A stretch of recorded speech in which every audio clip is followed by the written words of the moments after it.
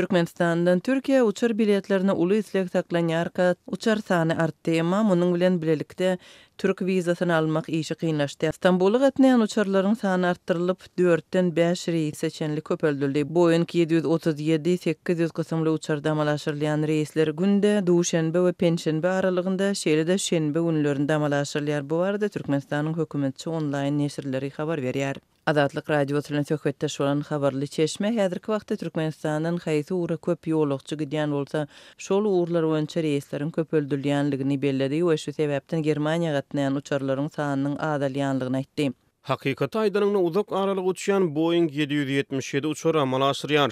Her reýsde 18-22 ýolagçy gelýärdi. Häzir hepdede bir sapar üçin azalan soň şonun 2 köp adam Frankfurt-Aşgabat aralygyna gatnaýar. Dip adynyň agdalmazlygy şerti bilen gürleşen çeşme aýdýar. Frankfurt uğruna awgust aýynda ýola goýulan we hepdede 2 gedek gatnan uçarlar 7-nji ýanwardan başlap hepdede bir gede geçenli azaldyldy. Türkmen portal neşri Türkmenistan aviakompaniýasynyň çarşembe günkü uçuşyny ýatyryp, diňe şenbe günkü reýsini galdyrjakdygyny 3-nji ýanwarda habar berdi. Hökümetçi neşirleriň maglumatlaryna görä ýanwarda Aşgabat Frankfurt aralygyndaky uçar biletiniň bahasy 6850 manat çemeti bolup fevraldan ardanlap 4877 manat boljagyna garaşylýar. Hutşu bahanyň fevralda Aşgabat İstanbul uçarlaryna hem degişli boljak aýdylýar. Hökümetçi neşirler uçar biletleriniň açyk satuwda bardygyny habar berýär. Adatlyk radiosynyň habarçylary bolsa häzir İstanbul'a uçar biletleriniň fevral aýyna satylýanlygyny, ýanwar aýyna bilet tapdyrmaýanlygyny aýdýarlar.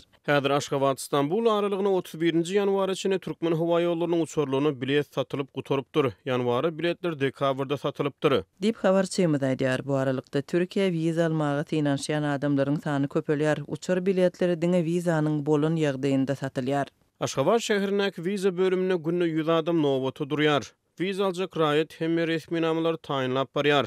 Wiza bölümine nowbat ýetenne wiza üçin dokumentleri kabul etmediňiň wiza bölüminiň işgärleri sorag geçirýär. Dip habarçymyz aýdýar. Onuň sözlerine görä sorag edişlikde saparyň sebäpleri wiza aljak bolýanyň işleýän ýeri Türkiýede kimiň bardygy sorulýar. Wiza alýanlary wagtynda gaýdyp gelmegiň tapşyrylýanlygyny bolmasa 10 ýyllyk deportasiýa belgisiniň goýuljakdygy duýdurulýar dip habarçymyz wiza alanlara salgylanyp aýdýar.